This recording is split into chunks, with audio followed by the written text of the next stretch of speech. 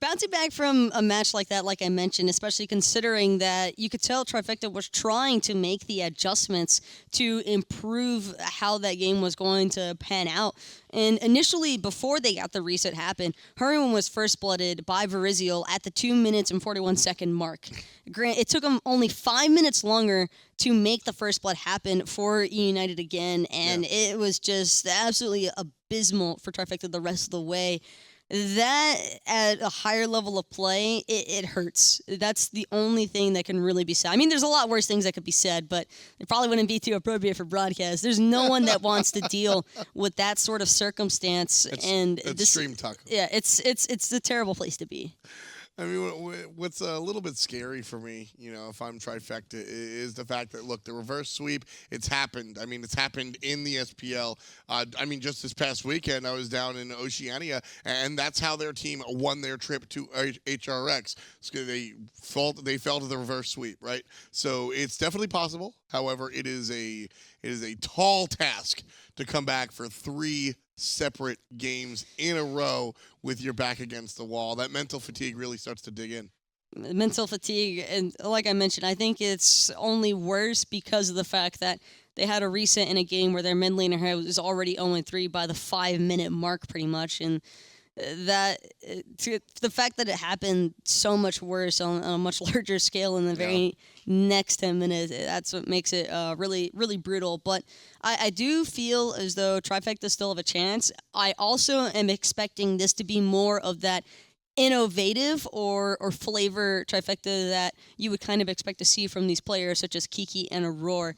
I hopefully will not see another Hercules from Benji, because there is just zero reason to let Benji. He's hit way too many Earthbreakers. No. The second that you see a player being that consistent with a god, you don't let them have that god any longer in LAN. I mean, when it comes down to it, regular season, I kind of want to get rid of Benji's Hercules. When you come to LAN, you start to look at things a little bit closer. And here, in a world where that happens, nah. Either you ban it or you pick it. Either way, Benji better not wind up with a Hercules for my money. eUnited on the second round will be able to pick out 2. First ban comes out for Trifecta. Ogyrus, no thank you. And I mean, for good reason. And again, we're seeing the Circuit and the Osiris being taken away. So that's going to be 3 games in a row, actually, where these 2 picks in particular are not going to be permitted through. And Trifecta, third time's the charm. Hercules is a no-go. Yeah, absolutely not. I thought maybe there'd be a chance that we'd see them actually play it, but not going to be the case. Either way, as long as it's off the table, I think Trifecta and their fans can be a little bit happy. Circuit banned out by eUnited first time around. We'll see what they want this time. Wouldn't hold your breath, though, because if there's one thing that eUnited is feeling right now, it is themselves. You can just tell by just being in the studios right now. I mean, PBM's been going at it with the trash talk every now and then whenever they get the kills. I mean, the only person that died from eUnited was Salt Machine. The first thing that PBM says, we don't care about Salt anyway. Yeah.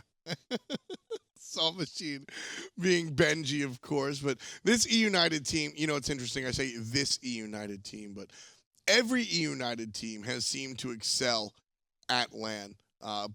Formerly captained by Pain to Beyond, we've seen some of these same guys come through and just wreck. And I mean, we keep bringing up the fact that Scream tends to die a little bit more at LAN, but I think that's because he plays a little bit more aggressive at LAN. And for eUnited, I mean, they kind of want that aggressive play. And as I highlighted before, I think he's taken a step back. I think PolarBearMike has been able to reel him in just a little bit. And it's certainly making an impact for his gameplay, at least amongst the rest of his team. He looks so much more coordinated with eUnited as well. This team in general has just made leaps and bounds when it comes to being one of those top-tier considered teams in North America. And if anything, this is probably the cleanest gameplay I could have ever expected from eUnited. It's actually surpassed what I was looking for them to bring out. Yeah, I mean, I'm going to be that guy. I'm going to be that guy and said, you know what, I kind of expected it. eUnited, I think when they wound up at the top during the regular season, I kind of said it's about damn time. This is a team that has been kind of sitting on the sidelines, waiting for their opportunity. And LG looks like the crowd favorite and the numero uno in North America. And eUnited goes, but wait, we exist. Don't forget about us. And they have just looked phenomenal. They came in with full steam throughout the regular season. I didn't see I don't see any reason why this train needs to stop in the postseason. 2 games already above their opposition in a best-of-5. Well, for eUnited, they're going to have to try and deal with that Raijin now. Trifecta taking a page out of eUnited's book, or more especially, it just allowing Hurriwind to finally have some of that early game clear that aggro actually briefly touched on before they toss it over to us. And it's just, Hurriwind really is a very strong player when it comes to mechanics, and allowing him to have a god like Raijin where he's not going to have to be as concerned for losing his mid lane phase so hard, that's going to make things significantly easier. Sure. I mean, the short of it is Hurriwind's just mad good, full stop, right? Like, he's just one of those players that have really earned his stripes. I like the fact that he's multifaceted and can play the Aphrodite and can play a bunch of stuff. But, yeah, I'm with you and Ryan. Just give him something that he can bash people with. Raijin going to be the case. Hou-Yi not banned this time around. Banned in Game 1 and Game number 2. That'll be the hunter of choice for Snoopy. Watch out for the triple bounce. And then, of course, Ganesha, an always strong support player. Everything is looking to be swapped around on Trifecta. I mean, the Raijin, the Hou-Yi, Ganesha, 3 gods that prosper in the early game stages. This time around, it's evident that Trifecta want to make sure there isn't a losing lane. Well, it's never, for me, picks and bans is very rarely, if ever, about, all right, we have 5 god picks and let's talk about it, right? You and I, being analysts here, it's always about the bigger picture. It's about a strategy composition, right? All-in comms, pick comms, late game comms, early game comms, right? Last time we saw Game 1 and Game 2, we saw 2 tanks, an Afro, and 2 carries, right? That was the approach.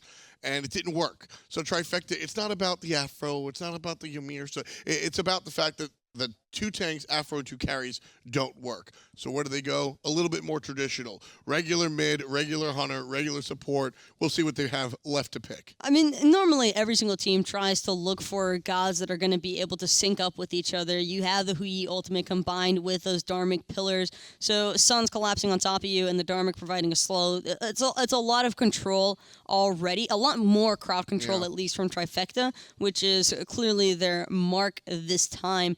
Loving the Nemesis ban out. Seems a little bit odd, but with that Morrigan being a selection, eUnited can have double the trouble, and Trifecta are really not looking for any sort of opening or allowing any sort of opening for eUnited to really have those double all-in dive compositions. Yeah, just a little bit too scary. Like we said earlier, whenever you're picking the Morrigan, as Robin is banned out, the enemy across the way has to start thinking about, how can they apply this to my team, right? Raijin, Hou-Yi, and Ganesh, those are pretty scary choices. Hunbots, though, is still on the table. Scream's got a pretty nasty Hunbots as well. Uh-oh. So there's a little bit of deliberation between United right now. I think the oops. They might be thinking about it, but that's the oops. That's the oops. If eUnited pick up a Hunbats, Trifecta is going to kick themselves and say, Robin's tough to deal with, but maybe we should have banned the Hunbats. Right now, though, it's Xing time in the sun. This god comes and goes, but I mean, at the end of the day, he's pretty strong. There's still potential for a Thor to also be picked up by Scream. He also really likes his Thor gameplay. And every now and then you see that odd pickup of the Bastet. I don't really anticipate seeing a Bastet here, though, coming out of Scream's God Pool, just because there isn't really much need for it. I think Bastet is just a straight-up assassin. I don't really mind Bastet into virtually any composition. I do prefer Bastet against characters that excel at getting away, whether it be gods like Freya that go in the sky or gods like Giannis that walk through walls. So I like the dots on characters like that, especially in a world with Izanamis. But here for Trifecta, sure. There's nothing necessarily I want to pick Bastet into, but in 2017, this world, I don't think you need a comp, really, specifically for Bastet. I think you just pick her because you like her. And with the Chaac also being sealed away, that's certainly going to be a guy that Kiki isn't going to have to worry about letting his buffs get super invaded on. All right, can we talk Chaac real quick? What about him? Agro's famous line, and like memes aside, everybody, haha, Tom likes Chaac. Real talk, I have never, and this is what Ryan says, I've never looked at a draft and said, Chaac's what I want here. Why does Trifecta go for Chaac? Is it really just the fact that they want to give Kiki some power, some pressure? Chaac just prevents you from falling victim to that 2v1 in solo lane that we can see a lot of teams going for most of the time, where they want to just apply a ton of pressure onto the Chaac, make sure that he can't secure his own buffs, he can't clear out his own lane, but Chaac just negates all of that. He's just going to survive. I mean, I think the best way to look at it is just take a gander over at Aquarius on LG, for example. Sure. So many times he's run that Chaac against high-pressure 2v1 jungle solo combinations on the enemy team, and that's because you can just sustain throughout. I don't want to call it cheese, because I don't really think that cheese is an actual thing. I think agree. that if a strategy works, that's just competitive gameplay to a T, but if anything, it just prevents you from falling super behind, and you shouldn't ever really be behind on Chaac, at least not in the laning phase. No, I agree, and this is problematic to me because Trifecta game 1 and game 2. So Trifecta game number 1, they pick a Protect Najah comp that only works if you're ahead. They didn't get ahead. Game number 2, they pick Protect Izanami and Rat comp. Guess what? The Afro's not going to work from behind either. They didn't get ahead. Game number 3, they have a Chaac. This, again, they need to get ahead. How are you feeling about game 3? I feel as though it's a much better draft for Trifecta and something different, but eUnited might be riding on just a little bit too much momentum. I think we're looking at a possible 3-0 here. Full steam ahead. If you want my money, I say this is where we stop. However, Aggro and Graham, they're conductors. Thanks so much for that, boys. And now, well, girls and boys, I should say. Now we're going to go straight into game for this one. And you're saying they did it because we were like, there's a lot of variables of who's going where in this game, and the variables are showing their force. Chaac jungle, Nike jungle. They did it. Chaac jungle. Sam for Soccer's performance. That pick kind of got like memed at how bad the Chaac jungle was. I just don't. As Tom said, my quote that I use quite a bit is, I've never looked at a draft and said Chaac is the best pick here, except if your name is Aquarius. That's like the only time I accept it. Chaac in the jungle for me, if you need a warrior that's going to do decent damage in the early game and just be a general annoyance, Arlong Shen, far better in the jungle in my mind. I just don't think that Chaac in the jungle brings enough to warrant the pick. Aror and Hurriwind looking to clear the wave before they take on the fight. Venenu and PandaCat already cleared the wave pretty much for those two. And Hurriwind eats a bit of poke early on. Right-hand side, you saw the Trifecta got lane pressure before going into the jungle. eUnited took their speed buff. Snoopy starts and gets hold of his own red buff in the jungle, using the power of a Ho Yi in the early game. But it does mean that the pressure for PolarBearMike on that first wave is already in his favor. And Kiki playing the Athena in the solo lane. Look, Kiki's Athena solo whenever he moved back into solo to join this team and to play in Oxygen Supremacy, this was a pick for them that really worked out very well. And he's very comfortable on this god, and I really like watching him play it. However, this again is one of those situations where you're giving Benji pressure again for free in this lane. That's been the problem for Trifecta so far in this set. It isn't just Hercules, it's that Benji's huge. Benji could be in trouble along with his teammate there. Screammmmm has to leap away. The collapse could be on Scream here. Cynosure, Aror, Hurriwind, and Kiki all giving chase, but it's sprints for sprints, and it's Benji was the one out of position, but the driving strike, the lack of it, I should say, didn't save him there. And Kiki gets first blood onto Benji. Trifecta with the first kill of game 3. And Trifecta goes, yes, we did it. We killed him before he got too big. Now Snoopy makes the rotation and hits the triple ricochet in the mid lane. Ven's got to try and run away, but he's so low already. And the drums from Hurriwind will pick up the kill. Snoopy did the donkey work, but Hurriwind will thank for the kill there as well. 2-0 Trifecta at the start of this one. Sometimes when you're down 2-0 and just got dominated in 2.5 straight games, you just need to roll the dice and get a little lucky. And I'm not saying Snoopy didn't line it up. I'm not saying Snoopy doesn't understand the bounces in the mid lane. All I'm saying is if I had Snoopy try and do that 5 more times, he don't know how many times he would hit it. All 5. If you ask Snoopy. If you ask Snoopy. If you ask a fan of Snoopy, all 5. If you ask Twitch chat, no. No. I don't ask Twitch chat anything, though. I've learned my lesson there. That's good advice. Good advice. So this is important for Trifecta. We already mentioned that they are down 2 games. We all know that down 2 games, they need to win 3 in a row, and this is the sort of start that you really need under your belt to get yourself going. Killing Benji early on gives some pressure to Kiki on that Athena early on, which is kind of important. A Guardian, once again, early game isn't the strongest at wave clear. Also, you got to give a lot of credit to Snoopy to use those purification beads preemptively to make sure that Ven doesn't hit that stun there. And you also got the purification beads out from Venenu, I believe, in that mid lane. No, he actually decided to hold them. So he does have at least some safety moving forward before he gets level 5 and is really going to be looking, in my mind, I mean, anytime you draft a Morrigan, you're looking at your best transformation targets. In this game for Venenu, I'm looking at Nike as one of his best transformation targets to give himself a quick burst of health via the health shield off that ultimate. I'm looking at transforming into Xing to pull people who had already used their purification beads off that first iteration of the Xing ult. Outside of that, there aren't a lot of great options. I mean, he could transform into Athena in order to use that global ultimate to get to a fight very quickly. That will end up being helpful potentially. But overall, not as great of target selection for transformations as he had in Game 1 when he was playing this. We generally do see a lot of Ho-Yi transformations out of Morrigan's as time goes on too, though. Just because the Suns in a team fight can be useful. Yes. And then it's not necessarily the ricochet, but the escape is pretty solid too, with the leap that can technically get you over walls in the right position. We'll see how this one plays out for Venenu in the mid lane, who did drop down just that once so far.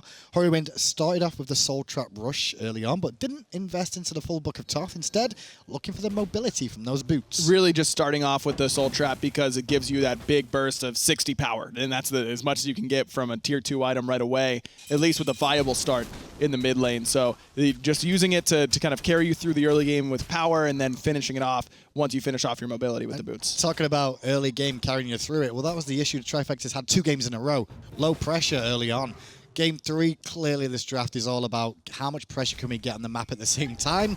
The only real lane that you'd expect to not be high pressure would be Kiki's in the solo lane, but with a Chaac and a Hurriwind and Snoopy, like those 3 characters alone, their pressure is solid enough, and this is what we were hoping for after the trials and tribulations of Game 1 and 2. And remember, Kiki got first blood on that right-hand side with the help of 3 of his teammates, but it was able to get that first blood onto Benji, so now Benji doesn't have that opportunity to just push Kiki down underneath the tower all day long. Now Kiki's able to step up and really try and clear quickly with that Chulainn. Athena under a bit of pressure here, but there's a little bit of a lack of CC from Benji and Screammmmm for my liking to really be able to shut down an Athena before she can get the dash off. Still looking to pressure though under the tower, and here's the problem. It's going to take a 3-man dive. The good news is Xing there to the rescue. Will he get away? He will, just in time. Blue buff still alive, but Cynosure now looking at Benji, who overcommitted with his team looking for that kill. Kiki's still on the run because Venenu's here. He's going to have to get away, but PolarBearMike with that 2-man pickup and throw. Hurriwind taking a ton of damage, and Screammm's going to find the kill. And the 1 kill for 1 so far, mid for solo lane. Cynosure battling 3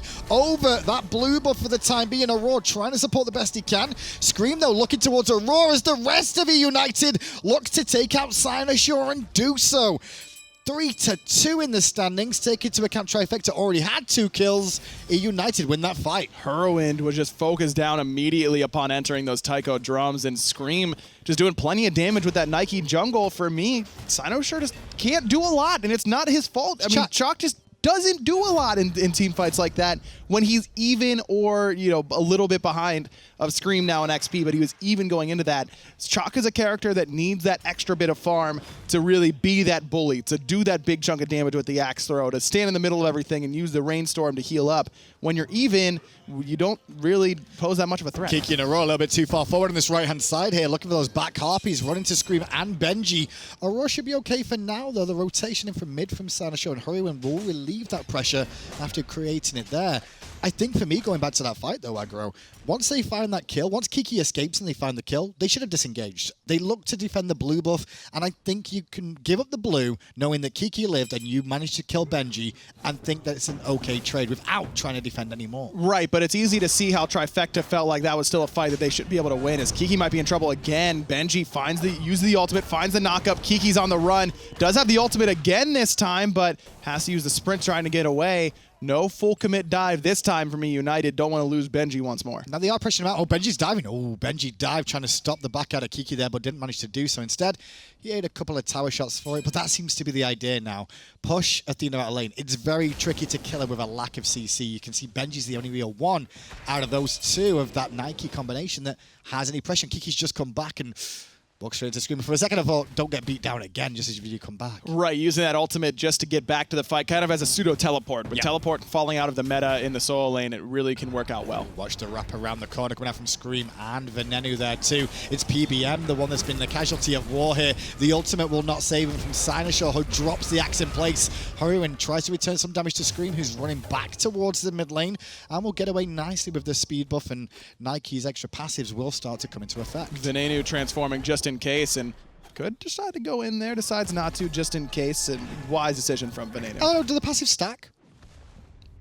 The passive from Nike, do they stack if you've got two on the team? I would imagine it would. I've never checked into that, but I just thought about it. But I'm like, hang on a second. Yeah, you it could should. get double the passive? Double the movement speed, double the power. Could work out that way. Oh, someone's telling me in production it does not. Thank you for the clarity on that. Otherwise, that would have been crazy fun. That would be nuts. We should make that happen. I'll do it on patch notes today. Confirmed for patch notes later on. Let's just make it happen. I might as well.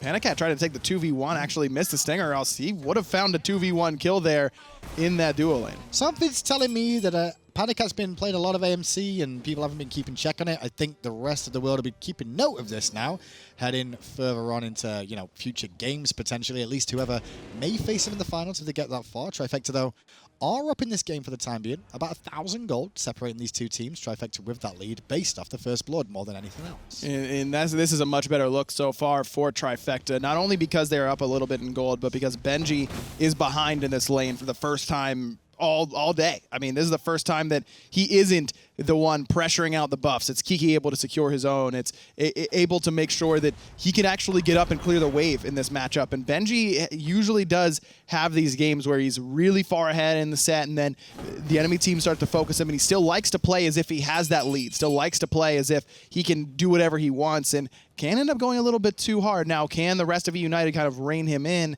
and make sure that he's going to be able to be that late game factor is the question. Benji with Pestilence early on.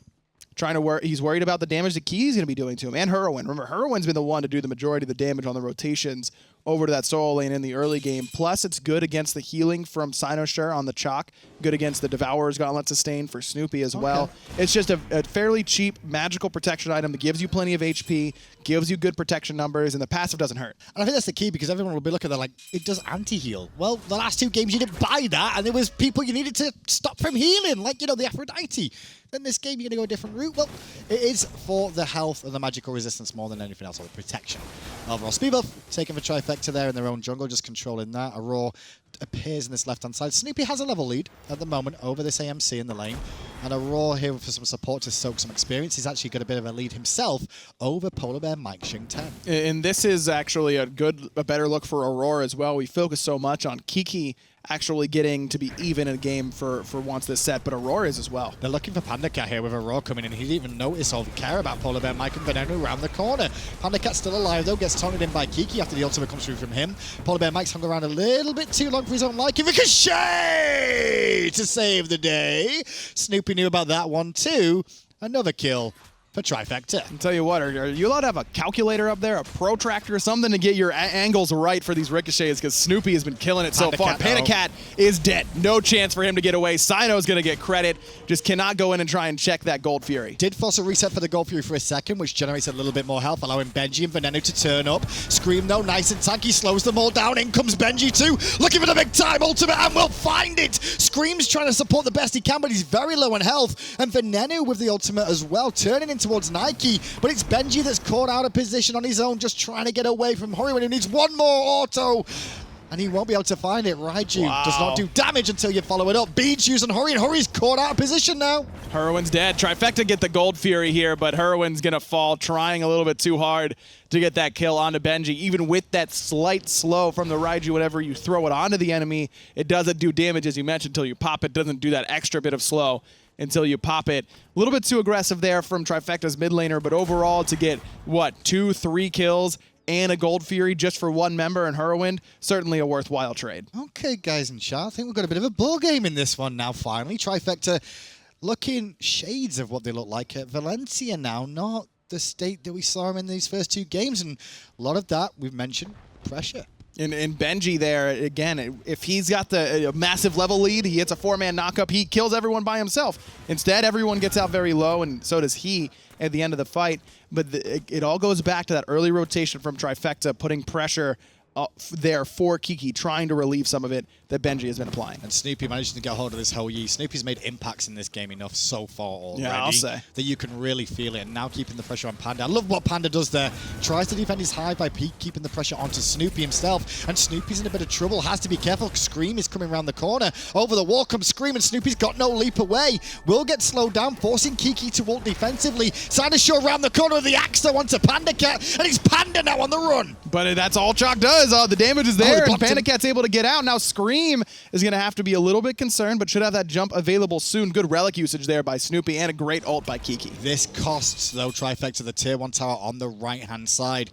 Kiki defensively ult saves Snoopy, but it means the tier 1 tower will fall, closing that gold lead that Trifecta held after the gold fury in the state of the game so Now far. Benji looking for the speed buff invade, going to use the ultimate to try and secure it, and it does go down in favor of eUnited, I believe. It looks so too. PolarBearMike going to get pinned in place though, but does manage to pick up Snoopy, who has to beads and leap away, but Benji was waiting, and the ground slam has put him in an awkward spot for PBM to pick up the kill. Cynosure, meanwhile, hang on, did Snoopy get, where did Snoopy died to Panda? Snoopy's dead. Snoopy's dead to Benji. He was there on that Benji. right-hand side, and Benji was waiting for him perfectly with that transformation. Benji, even without a lead, is able to do so much for eUnited. For a second, I was like, where did Hurriwind die too? I was like, hang on a second.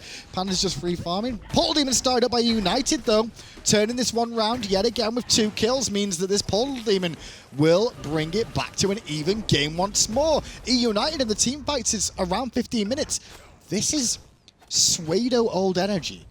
Around the 14 to 15 minute mark, they just turn up the gas pedal. Turn it all of a on, sudden, yep. It's feeling the same sort of way here. And that's what you expect from these teams that are really, really solid. Even when you put them behind a little bit early on, they have the potential to make the comebacks in the later stages. And it reminds me of Energy, it reminds me of Obey. These teams that are willing to kind of take the lumps in the early game and understand that their composition is going to make it out on top in the later stages. I mean, look at the composition overall for eUnited. Yes, both teams have the warrior jungles, and both are kind of early game oriented overall, but Nike's passive means that she transitions beautifully into the late game because she's going to be impacting everybody on eUnited in the later stages, whereas Chaac doesn't have that. He doesn't have that little boost of utility and extra power for the rest of the squad. And then you've got Venenu, who's going to get his stealth longer and longer as the game goes on. Snoopy getting pressured here by PBM. He throws him straight towards PandaCat, and PandaCat and PolarBearMike combining beautifully there for a kill. That'll result in a tier 1 tower here. Trifecta unable to get over to defend in time, unfortunately. And once again, eUnited in the driving seat. Just using that those relic cooldowns to really abuse Snoopy's life Kill there. high, As soon as he Kiki. jumped up and over, he wasn't able to use the purification beads to get out of PolarBearMike's ultimate. That's just perfect aggression by eUnited, and I love the response from the rest of the team. Scream knows he doesn't need to be there in that gang to make sure it happens well. He just needs to be the zoner to make sure that no one else can go in and support Snoopy just in case, and this is good timing for a pick onto Snoopy, because this allows eUnited to get some ward coverage over this Gold Fury that's about to respawn. So Trifecta now just on defense once again. Kiki taunting mid lane on his own. I like the idea behind that. Damage. Not for pressure. Sorry, not for actual kill potential, but to see if he can burn the beads out of Venenu, because he didn't know where anybody else on the map was. So there's always a chance like, oh, I'm going to beads this because maybe, you know, Raijin threw the wall to the rescue. Exactly, and I mean, Kiki just put really good poke on Event, forced him back because of how much damage that Athena's already doing. A Mystical Mail, a Void Stone, good defense for both physical and magical damage, but also some good power between those 2 items, not only for himself, but for Hurriwind and Aror on those magical characters as well. They just look a little unpracticed, Trifecta. I don't know why it feels that way. It just does. It doesn't feel like they're all synergizing the way we've seen them synergize before. To some degree, yes. For me, the drafts have been a little bit lackluster from them so far, and I know I've already harped on it a little bit, Sure. but until I'm proven otherwise, I just don't see the benefit of this Chaac jungle, really. Really good silence out of Aurora there. Snoopy was in a bit more danger than he expected to be in there, especially from the up-down out of PolarBearMike. Left-down Harpies will go down. I think Cynosure did manage to strip those ones away. Right one's going to go to Benji, however, on this Chulainn, which seems to be his backup after Hercules. Obviously, ground good slam. backup. Ground Slam, Driving Strike, pretty much the same thing, apart from 1 roots and 1 stuns. Pretty good. Both two pretty good hunters, and for a pretty good player for sure. He's already gotten that experience lead back. Warriors. Yes, Warriors. Thank you. I got a little. They do the same thing, right? They may do damage like that. Venenu under damage from Cynosure though, but the ult is down from Cynosure as well. Venenu's still alive though, gets over the wall as Nike to the savior of himself, and now the turnaround is on. Cyno's getting beat down by PandaCat by the back of his head. Kiki could be the next one on the list, and we're looking at Aror, but the body blocks on Kiki are isolating him. The dash comes through. Venenu looking to steal a potential kill. In the end, he has to stun Aror, and now it's Snoopy who has to ages away from the honey, but he's still in trouble too. PBM look just focusing down Hurriwind because he knows Benji is going to get a double kill onto Snoopy there. 3 fall for Trifecta, and that all starts off beautifully because Venenu baits himself at the beginning of the engagement, uses both his relics to stay alive, but more importantly, that transformation into the Nike. Not many warriors give you as much survivability upon that Morrigan transformation as Nike does between the leap, between the big health shield. It's one of the best options for the Morrigan, so I love this synergistic pick between the jungle and mid for eUnited. Ven starts it off beautifully. Benji's in the thick of things, in the middle of everyone, trying to absorb all these cooldowns. And no one looks at PandaCat at all. And that's the dream scenario for a hunter in any team fight, is that no one gets a chance to even think about hitting you with an ability because the rest of your front line is doing such a good job of pushing them back. And all PandaCat's doing is firing off autos, using that stinger, whatever he needs to do, and getting free damage, racking it up. Well, eUnited here. Obviously, they used to be known as Enemy, and Enemy been around, been to a couple of World Championships. This will be the 3rd for eUnited now, technically, from the change. But I will say, this is probably the best team out of Enemy and eUnited I've seen. Like, with how this is looking, they are shaping up to be the best team that has ever been formed under this umbrella of an organization. And they're looking so solid right now. They give the whole idea of like, this is why they are the #1 team in North America. Without a doubt. And keep in mind that Enemy finished in 2nd place at Season 2 Worlds. Yes. And I agree with you. I think this is the strongest, an iteration of this roster that we've seen. Portal Demon, I should say, about to go down for United as well. Cynosure being zoned away on the Chaac. And Screammmmm not scared to put a bit of a beat down and force Hurriwind right back down the middle. Benji, meanwhile, making sure Kiki and Aror can't do too much, but he might wrap towards Cynosure in the mid lane. Cynosure going aggressive on his own here. No real support. The drums came out from Hurriwind, but a bit too deep. He's getting pressured as Hurriwind under his tier 2 tower at the same time, and Hurriwind's 1 hit from death. Meanwhile, the rest of the team trying to deal with eUnited's backline. Benji might get caught out here, has that transformation up soon as he takes some more damage. Good taunt there from Kiki, brings 2 members in, but it's Benji who's very healthy and Screammmmm who still has that ultimate available. Gonna be tough to bring either one of those guys down. Cynosure going to sustain back up. Screammmmm in a bit of trouble here. Taunt could be available, but the ult used by Screammmmm defensively to give him the shield. Meanwhile, the Fire Giant is being done by 2 members of eUnited here. It's taken them a while, but everybody else is just buying time. In comes Trifecta. But Cyno and Kiki are both already low. Cyno's already dead. Venenu is going to find him, and here comes Benji around the backside looking for Snoopy and Aror. Auror's the focus. Ven gets a double, and eUnited just goes right back to the objective. Straight back towards the Fire Giant. Hurriwind back towards the mid lane. He may have to come over to the Fire Giant. Doesn't look like he's going to, though. They're going to surrender the Fire Giant to eUnited here. Trifecta got off to a great start, but once eUnited just put everything together of what was going on in this game, the team fights have all been their way. And it's just been the team fights going better, and again, I know I'm harping on it, but Cyno has been fairly invisible in this game, and it's got decent damage, but none of it has been particularly relevant. It's been cleanup damage, and it's been poke damage that eUnited just kind of ignored. The focus on a Cynosure has only been whenever he presents himself as an easy target, and he's just the only one around to smack, because as soon as anyone else shows up for eUnited, or for Trifecta, I should say, eUnited has focused them down instead. So if they're looking for pressure, and that's one of the reasons this Chaac was really drafted, was for pressure, what other options could we have seen in this position for Trifecta in the jungle? I still think that Erlang Shen is a good option as if you want a warrior jungler who can be a kind of a pseudo frontliner who also brings good pressure in the early game. I think that Camazotz was on the table here for Trifecta that can bring at least enough early pressure and early damage to kind of carry you through those early stages. I know the Naja was banned, and but that was in the second banning phase. For me, that's where this game, immediately during those picks and bans, I was very curious as to why Trifecta went for Ganesha in that 3rd pick slot instead of the Naja. Ganesha is a very strong pick, and Aror's played it well so far in this game, but Naja is the Cynosure character in my mind. It's Serket and Naja when I think of Cyno and how well he can play the game. Plus, remember, Cyno plays a decent amount of Thanatos as well. You want early pressure, Thanatos can bring that for you. Camazotz, as I mentioned. Yeah, I mean, those are all on the table. I just don't think that there's not enough bans in the world to make me want to play Chaac jungle right now. I mean, there's enough junglers that are viable too. Yes. That's the other thing. Like, and Chaac isn't predominantly known as a Thor jungler. was still on the table. Yeah. I mean, there's a lot of stuff that was there. It's very clearly a focus from Trifecta to get that god in particular. I just don't know that that is what ended up fitting what they needed the best. I think the team of eUnited this year have looked better and better as time's gone on. From my point of view, a lot of that rests on PBM's shoulders, not for his play,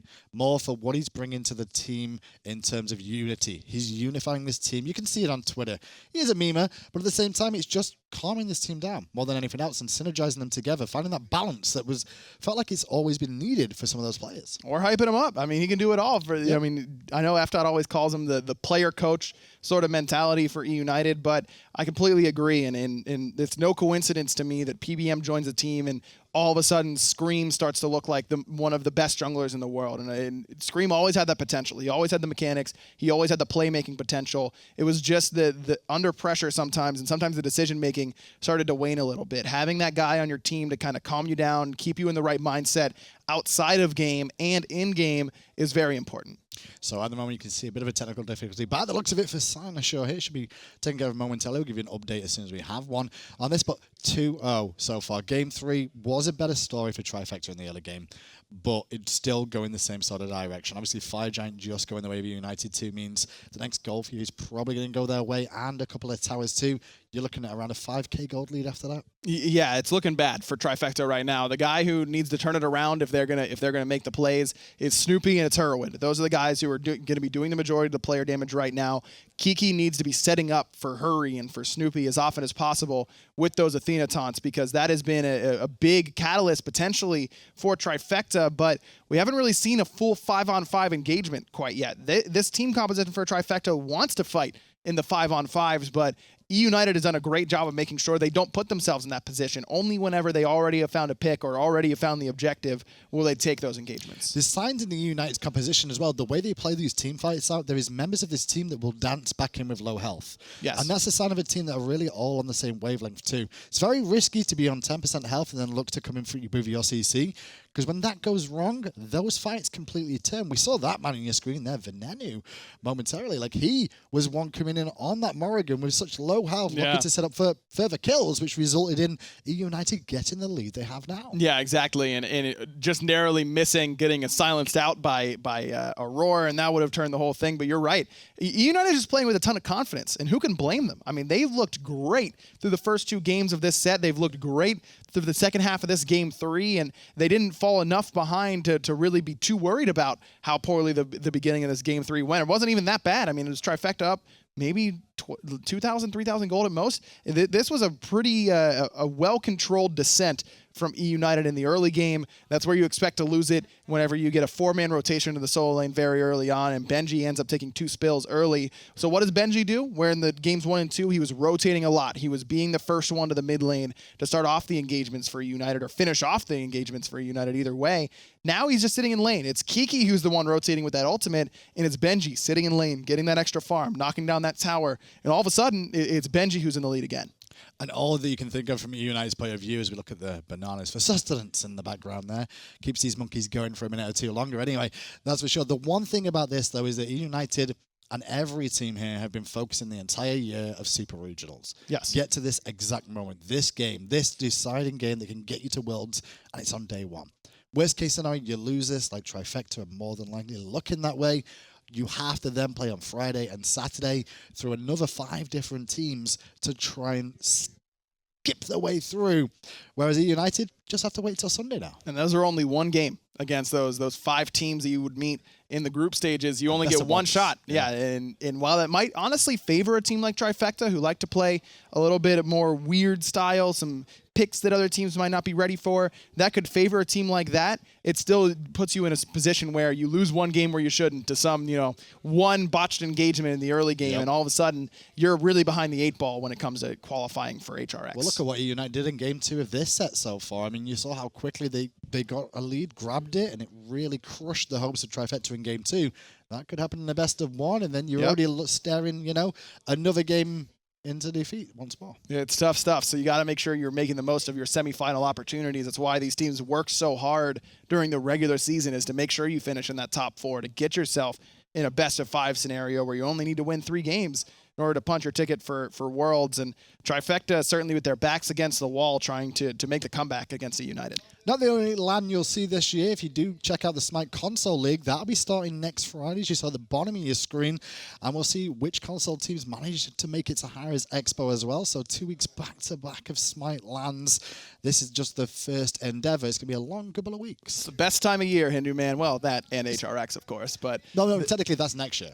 Right. Oh, yeah, so I guess this is you're the right. best time of year. But, well, no, because that would be last year's Worlds would be the best time of this year. It's the best start of the year. Best start of the year. Yeah, this is the best end of the year, at least for the Smite competitive season. For some of them. Exactly. And then other ones of it, it's like this is the most commiserating time because you've got nothing else to look forward to until Season 5. It's usually all the way until spring. You don't want to have a competitive break all the way from November until, the beginning of the spring split. It's always a long wait for those players who are disappointed with how it's gone at Super Regionals. Now, hi-rez Expo tickets are still on sale right now as well. There's not many left. You did see Stu tweet about them.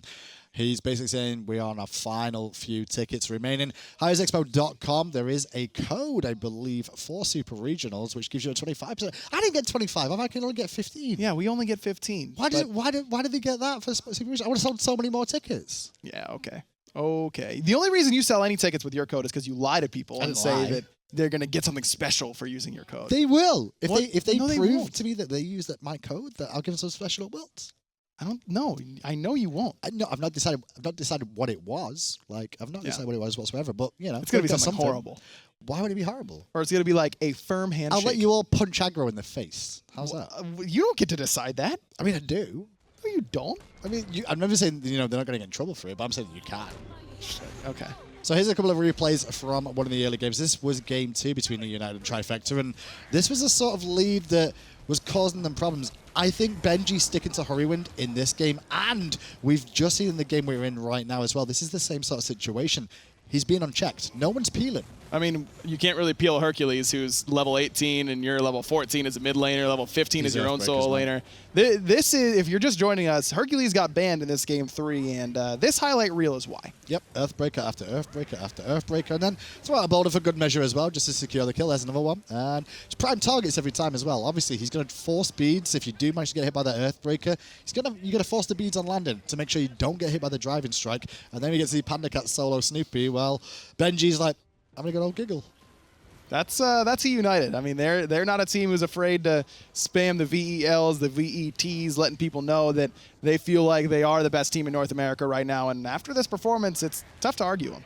There's reasons why Rafa, if you remember the All-Stars that we did this year, why Rafa drafted Benji. There's a real reason for it. And Benji PandaCat causes a lot of problems. I mean, that's respect as well. It's not just because the camaraderie between anyone, it's actually down to skill. And Snoopy's had a lot of skill so far in this game with the ricochet. Is that one on the PolarBearMike? He said skill as he does a ricochet off the wall. That's all right. Hey, it was me saying that it wasn't as much skill earlier, and you defending him, and now it's the tables have turned. That's always the job. And with this as well, now eUnited, this is just a camaraderie of the whole team showing what they've had to do today.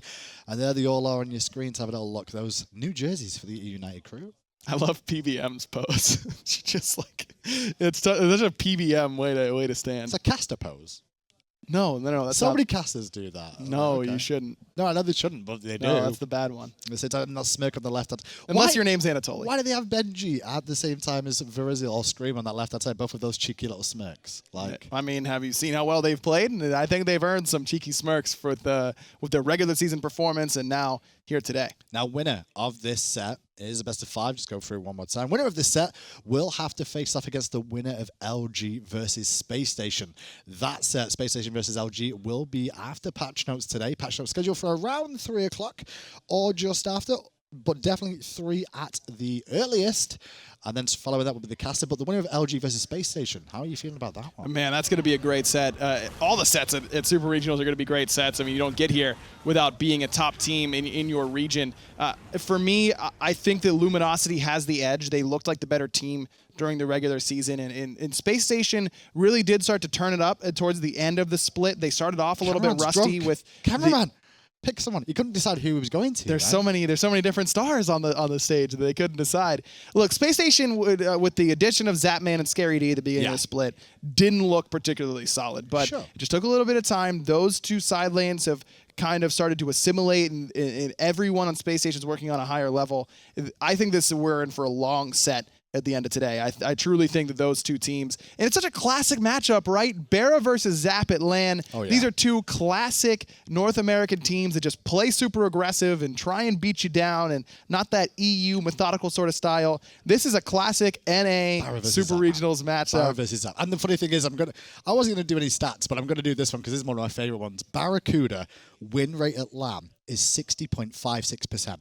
Zapman's win rate at LAN is 58.49. There is like a 1.5% difference between how many wins these two have at LAN. They win a lot. Both these dudes win a lot, and that's no surprise to me because they're two of the best players. Wow, that is the creative angle to get to the eUnited bananas. I mean, potassium's important though. That's the big key. I'm not a big fan of bananas. You know? No, I don't like a lot of foods though. No, I do love it. Nothing more to add to that. I don't know why I went to food. I guess we're just sorry for some more time. We're still waiting to hear word of what the pause is about. Obviously, they're trying to take care of it as quick as possible. As soon as we know, we'll let you know. Hopefully, it shouldn't be a couple more minutes. I apologize for that.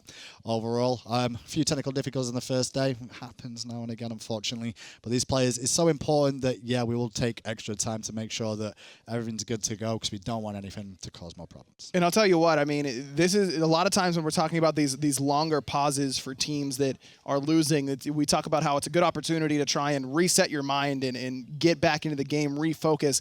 But for me, you know, whenever I was playing, when we had long pauses like this, when we were down in a set and we were losing badly already, it's almost tough to stay focused during that time because it's like, well, you know, not only do we have to come back in this game, but we've got two more. Sort of the mountain that you still have to climb to kind of loom above you. And so it's up to Trifecta to try and stay focused in at what they can do right now because they're out of options. They got to win here. If I was in that situation with Trifecta right now, I'm okay with that pause time because I get to actually go, listen, guys, we have no other option apart from to win this game. We have to find a way back in, and we realize we're against the 5 Giant.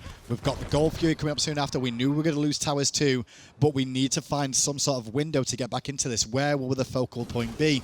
I'm guessing it's full focus on PandaCat. That's the danger man for me because it's the Tower Destroyer as well. Yep. But trying to get to him is the hard part, especially with the comp that you've drafted here. It's going to be up to Kiki with these taunts, I feel, on defense. This is 2.5 games in a row where it's been PandaCat with top damage. Benji's here. Hurriwind putting good damage up, and a big toss there by PBM creates some space. And meanwhile, PandaCat just shredding down the tier 2 tower. One member will die, and that will be Kiki. Venenu straight to the front line, looking to poke out Snoopy just a little bit more, and uses the shield before his ultimate will end, and that's going to allow them to get the Phoenix in mid lane as well. This could be over real quick. I mean, PandaCat, again, just so safe in the middle of these team fights. Who's going to be able to get to him whenever you've got PolarBearMike diving into the back line very quickly, whenever you've got Benji coming around the backside and just making it very difficult? Hurriwind's got to use that ultimate defensively right off the bat. I want to apologize again for the technical issues that we're having at the moment. Another pause coming through here. Obviously, Trifecta losing this Phoenix here. That was a big team fight for them. Kiki going down very quick. And there was, well, to be fair, his engage was pretty solid, but the wraparound was the key from Benji, just going around the back as well as the dive in from PBM. And it's Hurriwind up in those Taiko drums, trying to just stay alive, trying to hold those purification beads and use those to get away underneath that Phoenix, and also potentially try and turn that fight around. But with how deep everyone else from eUnited was able to get into there, I mean, Scream is playing that Nike. He's not afraid to jump into that enemy backline. Venenu can transform into that Nike and do the same thing. I mean, it's just so much space being created all for that man, PandaCat, and he's been able to really take advantage of it. And that's what I was saying after the last pause, like a little bit of a downside for Trifecta to think about how they can try and hold on to this one. But, well, after that very short time we just had there, Phoenix already down in mid means the game's switching even worse of a situation. In eUnited, PandaCat having a good old time. I mean, up 2 games, third one's looking quite good right now. We have seen comebacks. We never want to count a team out. But at the same time, the way eUnited is playing, I don't think they're going to let up the gas That's all. Yeah, I mean, unless someone can really figure out how to get past this front line for eUnited and get into the back line and find PandaCat, who really should be alone with how far forward everyone else from eUnited is pushing. Problem is, you don't have, you want someone who can get into the back line and insta-kill it, and insta-kill that hunter very Chaac's quickly. not that person. Chaac is not that guy. He just never will be that guy. And Kiki's not that guy either. Really. Kiki's playing Athena. He's not going to be able to one-shot PandaCat either. And that, again, it comes down to the draft. Send Hurriwind? Maybe he just like throws off a Raijin? triple bounce ricochet and Raiju bounces to him at the same time. That's like the best option here, basically, for Trifecta. It does feel like Trifecta drafted a sort of peel composition, but I'm not seeing enough peel is the biggest problem with this comp. It's very good at being able to weather the storm and peel for each other and keep each other from danger, but the amount of dive that eUnited are doing means that that's not happening enough. Well, these two compositions are fairly similar, and you've got warrior jungles who want to just get into the back line and just stay there and say, deal with me, and then you don't want them to be able to.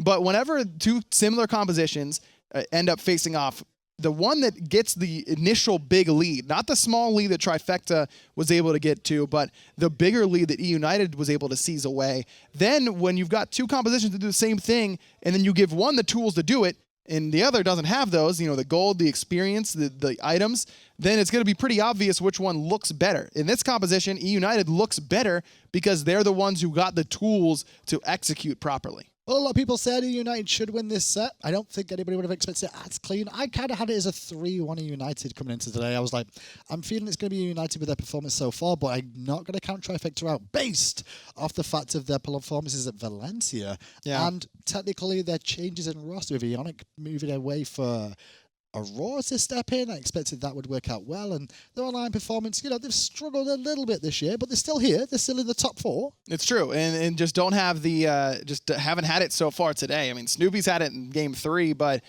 all of Trifecta just seems to be not only not performing to their best, but on different pages as well. Aurora seems to be on a different page than the rest of Trifecta at times.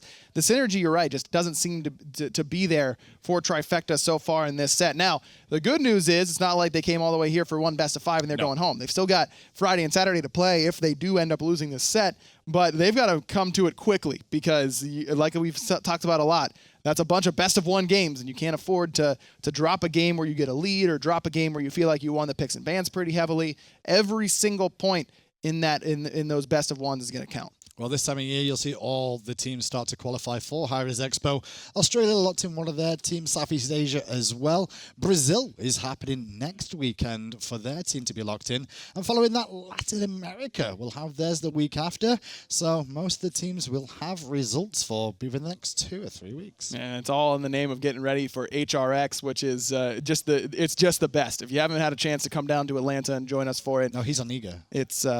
No, he's not on any I can't make that joke anymore. No, That's he so can't. depressing. No, he can't. But maybe he'll be there. Who knows? Maybe he will.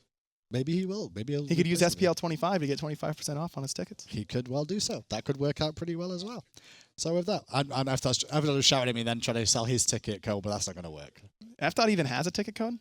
We gave him one of those? That's nice of us. He stole it. From what I understand, he stole the system and then put Long Island 15 in there. Yeah, he would. Don't know why he put Long Island 15. What a great joke. I don't know. I wish I knew there was a player from Long Island. I don't know any. That's no, really I don't think so. I mean, New York is just not a very talented area in general when it comes to Smite or anything really. Nope. It's kind of desolate. How many world champions are from Long Island? Now, if we start talking about New Jersey, that's where we start talking about the thriving economy and everything's great in New Jersey compared to New York for sure. Don't know where that is. It's right now. New Yorkers hate it when you talk about New Jersey. Oh, they do? Yeah, that's the joke. Okay. Yeah. It's a little bit of just a little American joke lesson for you. I thought it was somewhere like Ohio or Utah or something is where everybody doesn't want to come from.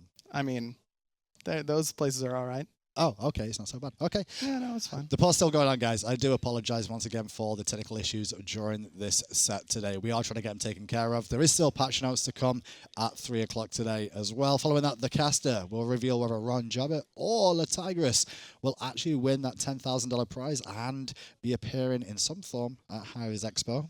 We'll see which one wins that. It's been a lot of fun to watch the caster. Yeah, you were involved too, weren't you? Yeah, I get to do the caster off air. It's been fun. It felt like forever ago. I know. I can't believe it. I can't believe we're already here at Super Regionals. I mean, we've been waiting so long for Supers for the competition and for the winner of the caster to be revealed, and it just felt like the caster happened so quickly All those episodes, so many great moments. So many great moments indeed. And so many great moments in this set so far, outside of the pauses, which are also great moments, maybe Kappa. 2-0 to eUnited. Game 3 looking solid for them too.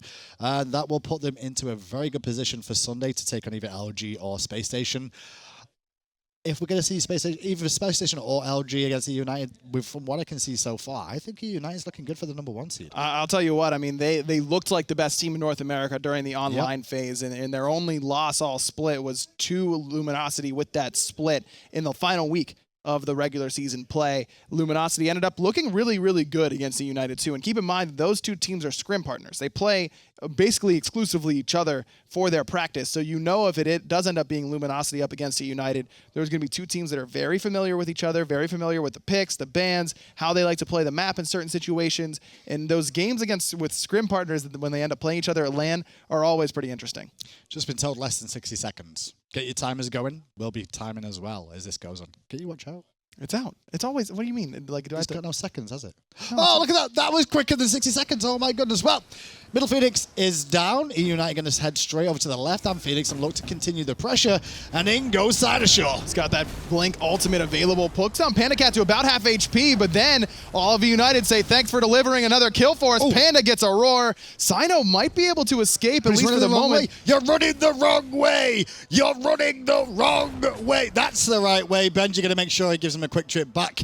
The easier option, but it looks like eUnited looking to pile down and end it already. I don't think they can. I don't think they, maybe. I mean, they're going to have minions in mid pretty soon here. Benji going to tank it up. 3 members here. They're going for it. They've got a bunch of members here. Titan Golf goes pretty low. Kiki will find PandaCat, and PBM very, very low as well. I don't know if they're going to be able to finish it. No, they'll do it just about. eUnited secure their spot to hi-rez Expo in a very quick 3-0.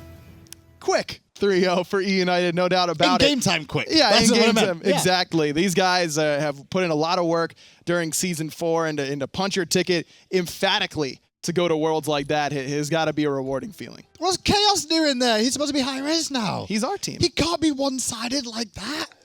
Has he not learned? That's how you win games, by the way, Chaos. That's why you have to work here now.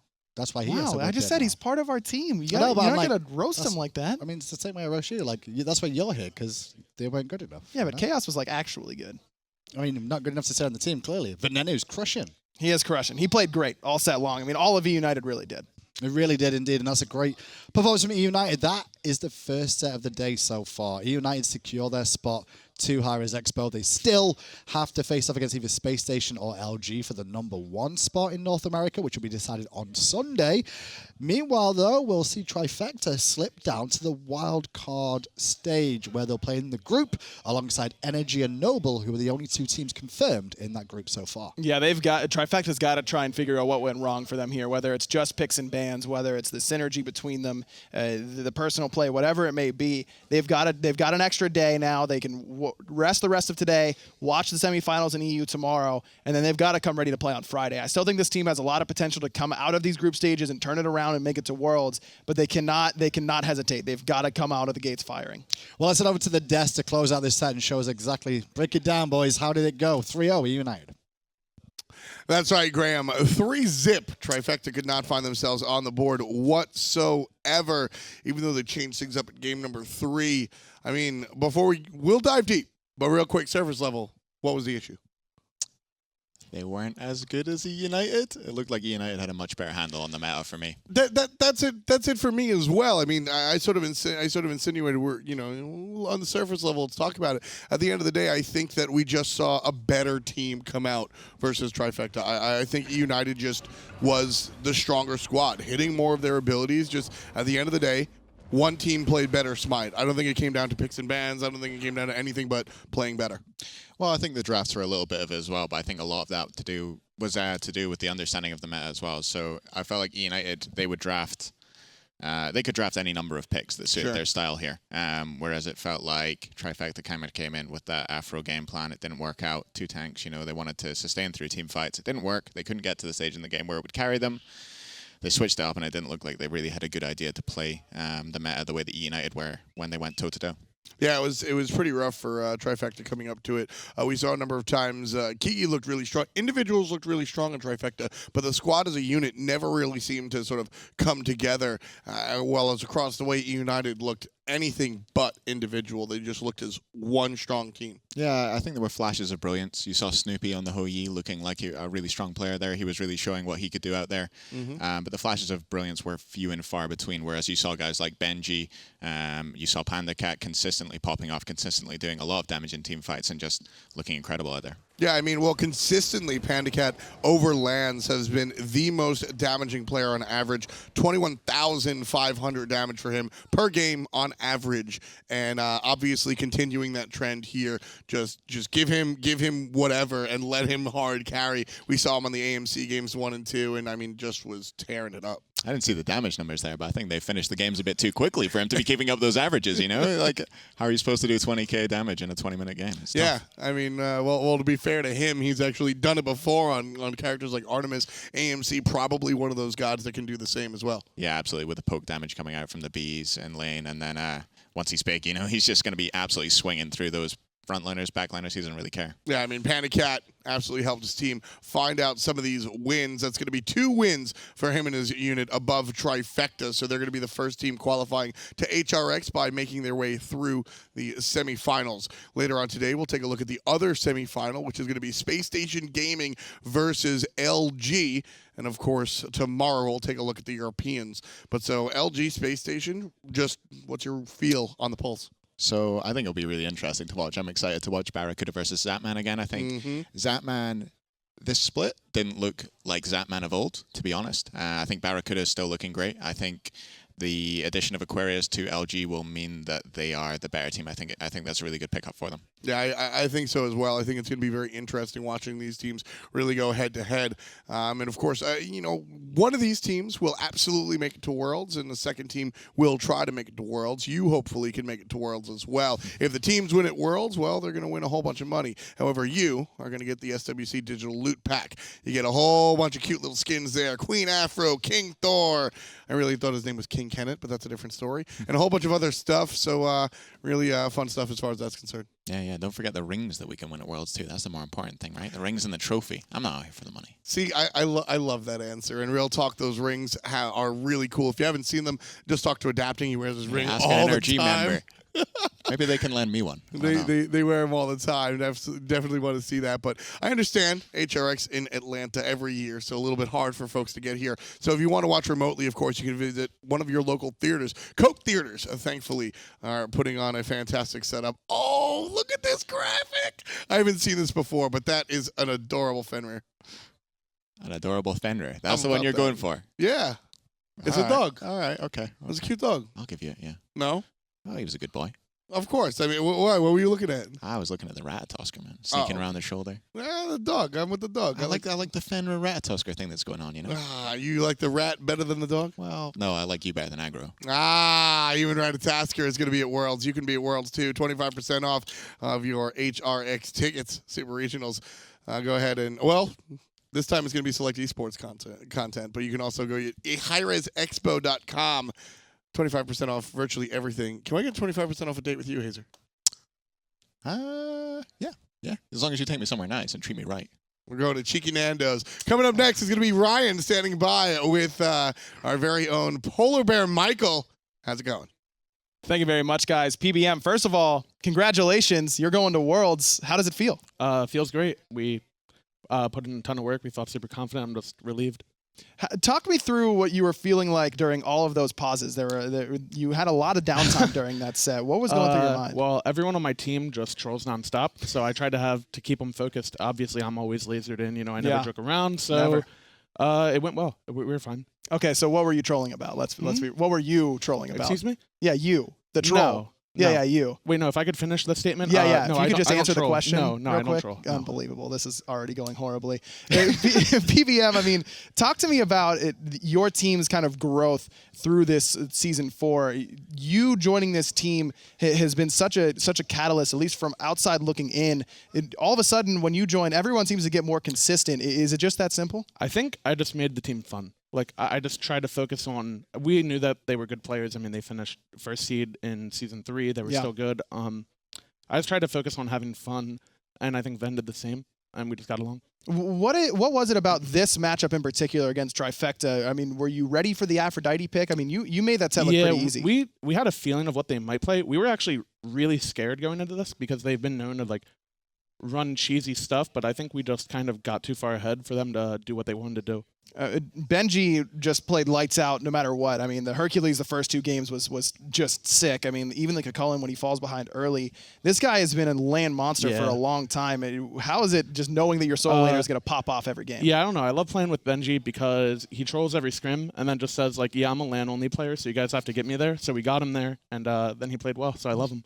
And PandaCat's the same way. I mean, those 2 guys have been on a team for a long time together. We talked about it a lot on the cast. Panda has the highest average damage of any player in NA at LAN. He's another one of those guys that can do the same. Yeah, I mean, we just tried to put them in good spots and then just play off them, and they performed great today. I mean, you guys are into the finals of North America. Yeah. Your tickets are booked. You're just chilling until Sunday now, where you're going to be facing off against the winner between Luminosity and Space Station. I know you guys practice a lot against Luminosity, but give me your early feelings for that matchup.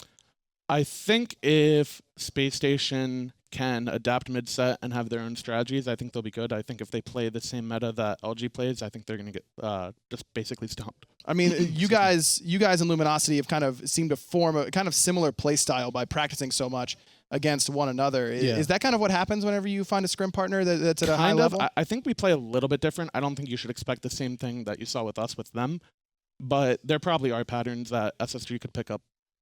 Fair enough. I mean, eUnited, you guys win 3-0. Congratulations again, Mike. You're all chilling until Sunday, and you've got plenty of bananas to eat between now and then. What? You guys just ate. We went to a. Oh yeah, they did. They love them. You guys love bananas. I don't know. I don't know what it is. Congratulations again. Let's throw it back to the desk as we get ready to go into patch notes later on. Bananas. Eat those bananas, PolarBearMike. Yeah, we saw Benji and everybody chowing down. But congratulations to eUnited. They're the ones that find themselves with a seat at HRX already. And so I'm joined by a couple of representatives. A pleasure to have you guys here. We've got Coach Cardiac and then GM Clerky here as well, our resident hype beast. How you guys feeling? Great. Feels amazing. Awesome. I'm excited to go back to Worlds. Yeah, I mean, so you've had a team here. So you were, just so you know, eUnited, sort of the continuation of Enemy, the spiritual successor. Well, Enemy completely died. Right. Yeah. But yeah, I met the great owners of Adam and Jamie, and we kind of started eUnited. Back when Enemy was kind of on its final legs, I was like, the Smite team is the only team that I really want to keep. I love these guys. I love every iteration of the roster, and I love working with hi-rez, so it made a lot of sense. And now we're back. Yeah, like I said, not quite, but sort of that spiritual successor. And I've seen the same thing with your rosters, going back to Enemy and here with eUnited. Just a big focus on sort of that family element and real connectivity. Can you talk about that a little bit? Yeah, they're probably the most troll team that we have, honestly. But like they're probably the lowest maintenance team that we have. Like. I expect them to always be in a good mood, and like they're just, I don't know, they just get along really well, and it shows through their gameplay. I mean, it works. I mean, it extends even so far to the coach role. Right. Cardiac, talk to me. How long have you guys been working together, and what do you do for the team? Well, for me, I want to go into picks and bans and make sure we get a great draft. And as you saw in those games, I feel like we won the draft every single game. And going into game, we have a general game plan, but I really trust these guys to 100% to just completely dominate everyone they go against, and it worked great, you know. Yeah, this has been different. Like we said, you know, eUnited has looked strong for a while, but this time, I mean, you guys came through almost undefeated in the regular season, #1 above LG, who's playing the best that they've played in years. Right. What's different this time around? I think a lot of it has to do with picking up Mike. I know a lot of people said that, but Mike, even because I was with him on ALG last year at Worlds, and I think us get along great. And he brings so much to a team. He really like helps in-game focus, and he just like brings a nice atmosphere. And I felt Ven was a huge pickup in the offseason for us as well, and he adapted to the team great. He gets along with everyone well, and as you can see, we just meshed like perfect. Another player, Venenu, another player that you worked with on ALG. Correct. Benji and Screammmmm, not players you worked with previously. What's it like being able to work with them? I actually was on Risky Behavior with Scream for a short back in while. the day, yeah. Right. And I think I always knew Scream had the potential to be the best player in the world. And just this LAN almost confirms that for me. Sure. And Benji is one of those players that he can push his lead better than any solo laner that I know. And that's, I think, what makes us a great team, because them duo together, they're just really good together. Yeah. Watching that side of the map, the jungler and the solo laner, they look fantastic. But a lot of times, I say this all the time, Benji and Versio kind of need that leader. Right. Previously was Pain. Now it's now we've got PolarBearMike, and I know you and Pain were great friends. It's actually We still are great friends. one of my favorite pictures in esports. As a quick aside, one of my favorite pictures in esports is when enemy at the time, you guys made it to finals, and you're being interviewed, I think, by Kelly, or Pain's being interviewed by Kelly, and Pain's just like pointing up somewhere in the rafters, and it's you. Yeah, and I'm pointing down at him. Yeah. And there's two separate pictures that I wish somebody could fuse together of Pain pointing up and you pointing down. I really like how, as a GM, how close you are to your team. I'm sure you're just as close to PolarBearMike, but I want to talk to you about the difference between these two players, because PBM and Pain Devian, both definitely player-coach type dudes, but different approaches. Yeah. I think Pain's more of he's the general. He's known as the general, right? I would classify Mike more as the dad. So like he's a dad in game and he's a dad out of game. So the players really respect him. And I mean, they're both great captains, but I think that with the individuals that we currently have, I think PBM's a much better fit. Yeah, it's working out fantastically. I mean, if you had to pick a highlight of this split, because I think this split is really where your team sort of came into it. Now I'll ask both of you, what would you say? I think the highlight was right now, 3-0ing and getting to Worlds. You can't beat that. I would have to agree with that, but for me personally, in terms of management, was getting into a call with them and there being no drama. It was like the first time I got in a call, it felt like it was a family again. It was just really great, and I knew that the team was going to be successful. Yeah, it's kind of been a bumpy ride for you guys. Yeah. But finally here, like you said, 3-0 straight to Worlds. I have a feeling I know the answer to this. Did you expect it? Of course. Of course. We're going for the hammer this year. Yeah? Yeah. Yeah. I think you guys have a really excellent shot. Congratulations again on the win. Appreciate it. You guys looked really fantastic. We'll be back with a couple of different people after these. Good quality audio in a match is probably one of the most important things. Communication between your team it is the most important thing outside of playing the game, obviously. Having good audio and like just a good headset is insane, because there's the crowd cheering, there's people yelling near you, there's your teammates yelling. I would definitely invest in audio equipment the same way I would with any other gear that revolves around playing Smite. Being able to know what's up, calling timers, and being able to coordinate strategies and whatnot it's incredibly important, and that's what separates the best teams from the worst. And that was Sennheiser, thank you. That's how I'm speaking to you. That's how the players are speaking to each other. And it's also how you can speak to your friends over Mumble or whatever the hell you guys use at home. 10% off Sennheiser right then and there. And this time, right here and now, I'm joined by two separate players. Guys representing Obey Alliance, we got the support. And of course, you play jungle these days, right? Captain Twig, the ever-rotating professional. Congratulations on making it here. You guys have looked fantastic. How you doing? Doing great. Doing good. I'm Glad good. to be here. Yeah, me too. Nice. Glad to hear it. You guys have fought a long way, and here in the fall split, you guys have looked like one of, if not the best team in the world. Forget about Europe, just in the world flat out. How hard have you guys worked to get here? I think we've worked really hard. When Celia first joined, or when Maniac left, we had a really hard time in the start, like believing that we could actually win the World Championships, which was the goal when we made this team. So it's been a long path, but after we won that first game, who do we play in the first set? I can't even remember, but we actually thought like, oh, we can still win, and we have been practicing like real hard now, and just every day, just getting out there and just doing our homework and that stuff. Well, you know, in law they say you open the door, so I'm just going to go right to it. Let's talk about that swap. How'd it go down? Did you kick him? Did Maniac leave? What happened there? No, Maniac wanted to leave. He got a really good offer from Energy to join their team, and obviously, I think anyone getting an offer from Energy will, think twice. They're the two-time World Championships. Everyone looks up to these players like, oh, imagine having Adaptin as my jungler or Yamin as my mid laner. And I think everyone kind of has a little bit of the head that wants to be on energy, and he got an offer that I'd say he wouldn't want to refuse, and I can understand completely why he got it, why he would go on energy, and I mean that was rough for us because we didn't honestly believe at the time that there's anyone that could fill his shoes, but I think Xaylia came along and he really impressed us. So that's a whole different question. How did you guys? This is the second time because you brought Maniac in retirement. And then you lose him. And now you're bringing Xaylia out of sort of a step away from the game. When did you sort of start that conversation and find him? Well, right after Maniac told us he was leaving, he left the TeamSpeak. We're using TeamSpeak channel, and we're like, okay, we need to sit down right now. We need to make a list. Who do you want to try out? Who has the potential? So we argued a bit, and in the start, Xaylia wasn't even on the board. We had some, prejudgments about Xaylia. Maybe that he was a bit of a whiny guy, a bit of a tilter. Yeah. And me, myself, I actually spoke against Xaylia on the team in the start.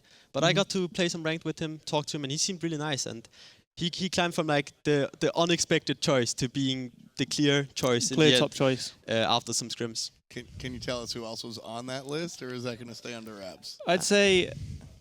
I don't think there's any trouble in saying the top contender was probably No Numbers from Elevate. Sure. He was he's a very good player, and he's proved that he's an absolutely amazing player making it to this LAN. And he was definitely probably the top contender.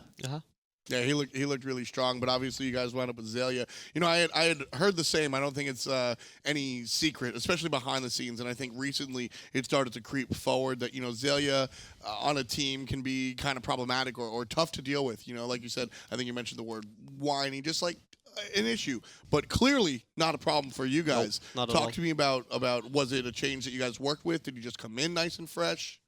I think Xaylia taking a break in the summer split helped him a lot. Xaylia would be known for, he's the professional player that plays casuals all the time. He would play Conquest, he would stomp with Bagasura. Like, okay, you're good, you can beat Conquest players. But he streamed ranked consistently for like 3 months, every single day, with only 3 days off or something. And he would play ranked, and he would play the meta picks, and he was so good at it. And I think that changed his attitude as well. Like, he knew that he had to work harder for this. He knew that whining is not gonna get you anywhere anymore, because you're not on the top team. Sure. So I think that definitely changed his attitude, and it's only done good for him. And also, honestly, I think we are a better team now with Xaylia than we were with Maniac in the summer split. Yeah, big thing to say, and you know, like how you say the proof is in the performance, right? You guys have looked fantastic, as I said, one of, if not the best team. Let's get into the nitty gritty. Talk to me about playing with Xaylia, because as a jungler, you and the solo lane are very close. How different is it between working with Maniac before and now working with Xaylia? It's quite different. In fact, they have quite different playstyles. Maniac was definitely more of a backline dive heavy. He'd always go in very deep, regardless of whether he'd die. He wasn't afraid to die. He wasn't afraid to be the guy to be focused. Xaylia does like to step back, you know, be a bit more cautious when he thinks he might die. You know, dying is really useless if you don't get anything done. So, like, I do think they have different playstyles, but Xaylia is a very smart player, probably the smartest solo laner I've played with so far. Really? And yeah, absolutely. And I think he knows what it takes pretty much in every case, what to do to win the game. And I don't really mind the fact that he'll step back sometimes and let me be the one to go in, because that's kind of how I like to play Smite. Yeah, I was going to say you have a very unique style of jungling, Twig. I mean, your ability to either be that typical Circuit or be the tank. So playing with somebody like Xaylia, who's known to also be rather flexible, that's got to work hand in hand for you and the team. Absolutely, yeah. Yeah, it must be a lot of fun. Watching you guys perform has been absolutely a lot of fun as well. What are your expectations for this weekend? We are expecting to win, but we are not expecting a 3-0, I would say. We're hoping for it, but we know that Elevate is the team that we were kind of there, the team that's going to take a game off us, and they proved that as well in the fall split. They're going to have something scary waiting for us. Yeah. If we win, we win. If we lose, we might do something with it, and we'll not lose the next game. But it depends how many tricks they have up their sleeves. Yeah. And my last question before we cut to break. Twig, are you the most God-given talented player here? Definitely. Fantastic. Obey Alliance. We'll be back after these messages. Take a look at what you can get from SWC. I'm excited to tell you that HRX is right around the corner, which means, like every other year, we've got our digital loot pack. Trust me, this year's is even more special. We've got tons of great stuff in there. This year's digital loot pack is chock full of great stuff. No Chaac skin, actually, but plenty of other ones. 4, in fact. The Convention 2018 Kernanos skin, the Mystic Defender Neath skin, and then the headliner for SWC 2018, King Thor, Queen Aphrodite. These are amazing skins. Play with one person a lot? Pair up. They look great together. You'll also get a Thumper Ward, Divine Chest Roll, some fantasy points, a couple Ward skins and Recall skins, and then of course that #1 global emote. So that's our loot pack for 2018, and just like the digital loot pack, the event itself gets better every single year, and we hope you'll join us. It's HRX here in Atlanta, Georgia, from January 4th to the 7th. You can get your tickets at hi-rezexpo.com. I'm Aggro, and we hope to see you here in Atlanta on January 4th. So right there, that was, it's always fun to see the human Ratatasker do his deal. Aggro there. SWC digital loot pack. You get a whole bunch of stuff, wards and skins and emotes and all sorts of fun stuff there. Absolutely, definitely want to take a look at it. I've been saying that a little bit too much. Either way, welcome to the desk, Noble representatives. We got the Jungler Skeleton and Coach Slaney, usually stuck behind the scenes. Why don't you introduce yourself? Hi, I'm Slaney, like F. said, the coach for Noble. Nice. So you are actually one of 2 cross-region coaches. We have Biggie, who coaches Team Dignitas, and he comes from down under, mate. And you, I'm not going to give it a shot. Where do you come from? I come from England, Oxford, just down south of London. So nice. And so how did you link up with these guys on Noble? Well, when I came to the Gauntlet in the spring with Valence, I hung out a lot with Skeely, and it just kind of worked out at times when Drelo left and when me and Skeely was just kind of talking again, and we ended up just talking again, and we spoke about me joining Noble, and it just kind of went from there. Yeah, talk about your side of the conversation. How did you get him to jump on? Summed up, actually, it was the night before. I was like joking. It's like, oh yeah, if Drelo ever leaves, spot's open for you. Surprisingly, the next day, Drelo did decide to leave, actually. And I'm like, so about that joke, it's no longer a joke anymore. And that was that? Yeah, pretty much. He was on. He's like, I just want to test run this. If I like it too, we'll be good to go. Stars aligned. Yeah, and you guys have looked fantastic ever since. Not a slight at the team whatsoever. I think you guys have a ton of talent. It's just sort of been lurking in the wings, and maybe it just was locked up and you needed somebody with the keys. Slaney, you seem like the guy. You came on and everything seemed to come up Millhouse. I think that's because like everyone on the team has like you said, really good talent. Everyone's just kind of been locked away with that, and I think they just needed some kind of guidance to help them mesh and fit together and have some kind of team play. And obviously like Moswell especially like really stepped up with that because he was so quiet, but then all of a sudden he starts talking when he has me reminding him like to keep talking, and Wubbin just needs motivation because when he hits his stuff he hits everything. Like it's just they just needed help grouping up like a team, and I think I helped with that a lot. So you've just been able to facilitate these guys because, yeah, I mean, watching the team, it's been, you know, you sit there and you're like, it's Wowie and it's Skeleton, like there's talent here, you know, and now you guys have just added on Wally Walrus. Walrus comes on back. What kind of addition has he been to the team? Walrus has actually improved, not just only in game, but like just mentally what he brings to the team. Like that was actually one of the biggest, I would say, his weaknesses, and he's just really grown up like into it, I guess is the best way to put it. He's just positive, I guess. He's a good teammate. He's good in the atmosphere. And you know, you working with him in the jungle specifically, Skeely. You again, another player who, like, I mean, going back to when Adonis was sitting here on the desk, he and I would have conversations about you sitting here like, listen, Skeely is the guy.